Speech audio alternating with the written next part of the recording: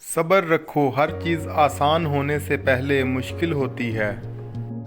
بوجھ اٹھانے والے بیل اور گدھے لوگوں کو ستانے والے انسانوں سے بہتر ہیں۔ اگر کوئی مانگنے والا تجھ سے عاجزی سے مانگے تو اسے دے دو، ورنہ کوئی ظالم تجھ سے زور سے لے لے گا۔ بیکار بولنے سے منہ بند رکھنا بہت بہتر ہے۔ وہ سچ مچ کا عقل مند ہے جو غصے کی حالت میں بھی بری بات منہ سے نہیں نکالتا۔ کمزور پر زور دکھانا شرافت اور بہادری نہیں، کیونکہ جو پرندہ چیونٹی سے دانہ چھینے وہ کمینہ ہوتا ہے۔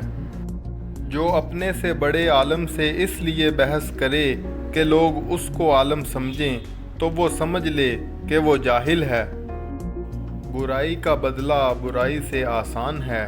اگر تو جوان مرد ہے تو برائی کا بدلہ احسان سے دے۔ اگر روزی عقل سے ملتی تو دنیا کے تمام بے وقوف بھوکے مر جاتے۔ جس نے علم حاصل کیا اور عمل نہ کیا اس آدمی کی مانند ہے جس نے ہل تو چلایا مگر بیج نہ بکھیرا۔ جب پیٹ خالی ہوتا ہے تو جسم روح بن جاتی ہے، اور جب بھرا ہوا ہو تو روح جسم بن جاتی ہے۔ گھر میں بلی اور کبوتر اچانک آ جائے تو سمجھ لو کہ تمہاری قسمت کھلنے والی ہے۔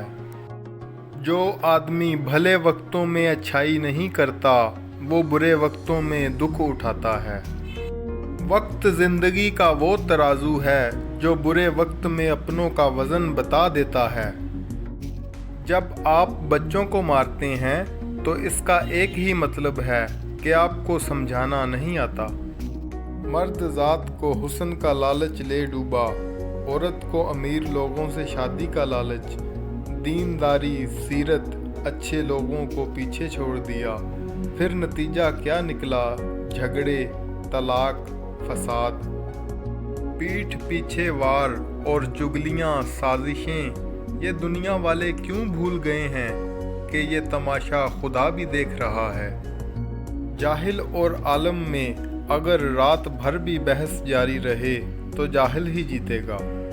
اپنی زبانوں کو عادی بناؤ سلام کرنے کا، اس سے دشمن کم ہو جاتے ہیں اور دوست بڑھ جاتے ہیں۔